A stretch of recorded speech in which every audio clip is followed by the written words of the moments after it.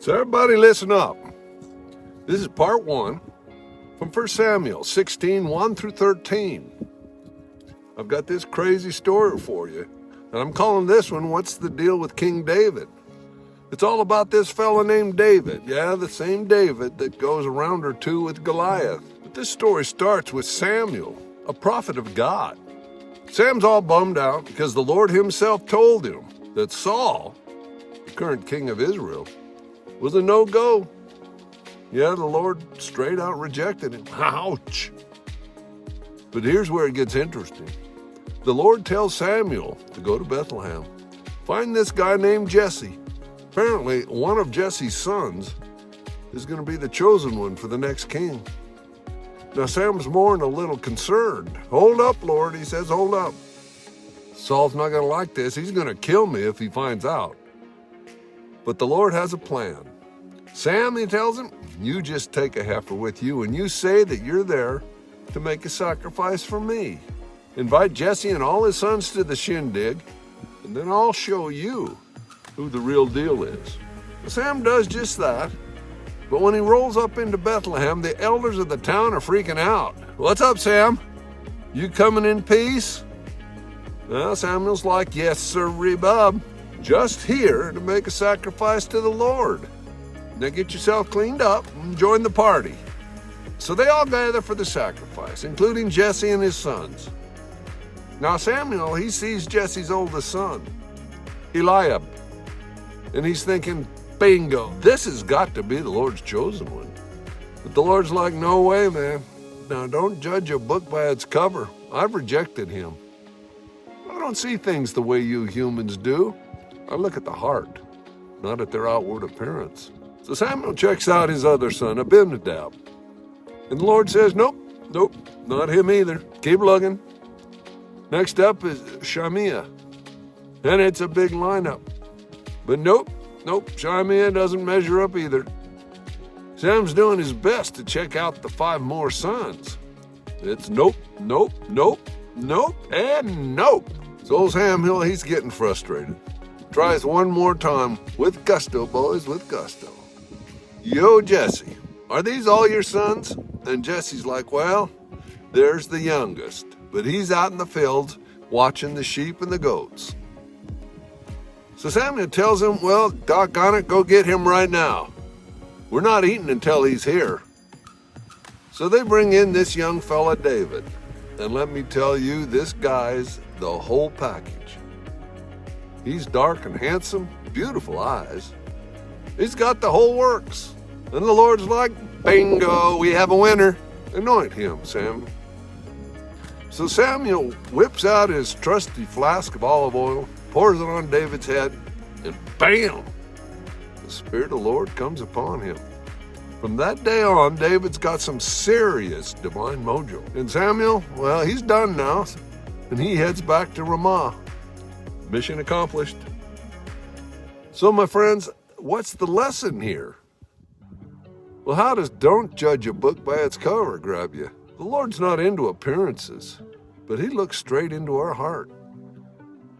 And if we're ever feeling left out or overlooked, you just remember, you might be the one the Lord's been saving for another task.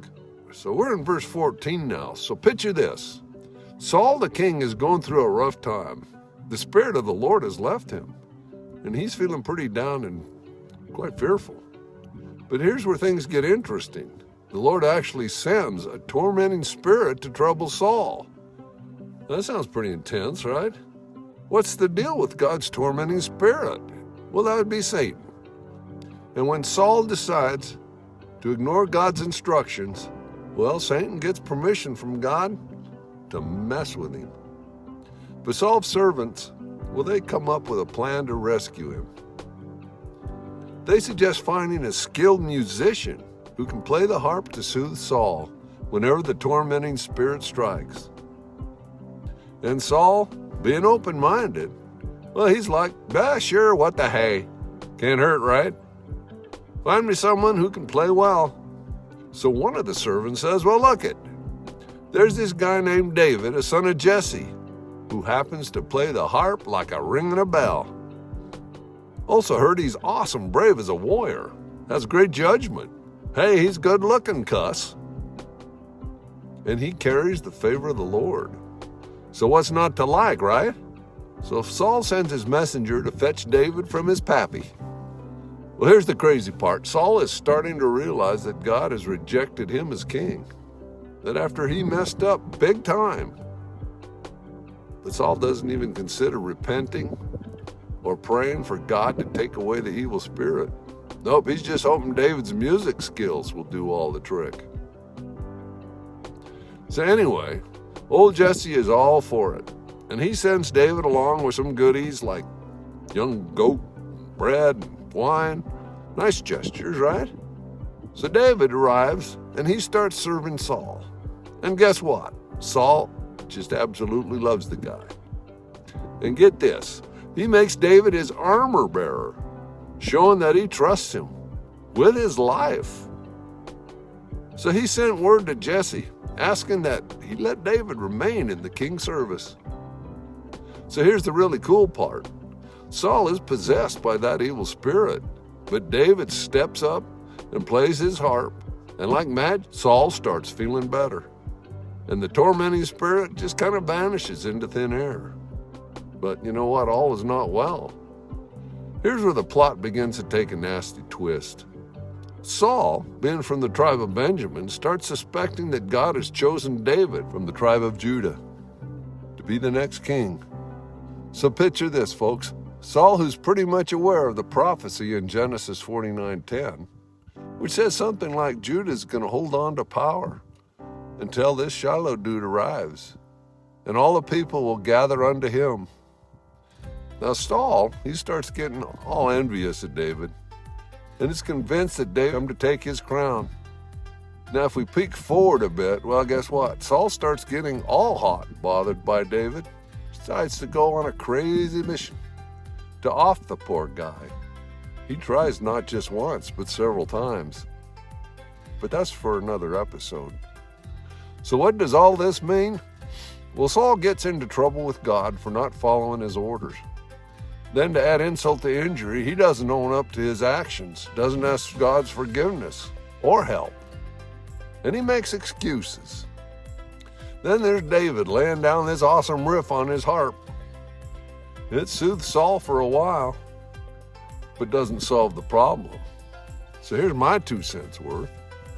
Whenever we turn away from the path that God has laid out for us and decide our own plans are better than His, well, it's not going to end very well. Then too, when we face trials and tribulations, the only answers that will help, they come from the Lord. So don't try to hide your actions. Take possession of them and admit when you've done wrong and ask God for His forgiveness. This is serious stuff. Can you believe it? That's what we're about to dive into, my friends. What a wild ride, am I right? Now next week, we're going to be looking into that famous story of David and Goliath. You don't want to miss that one. See you next week.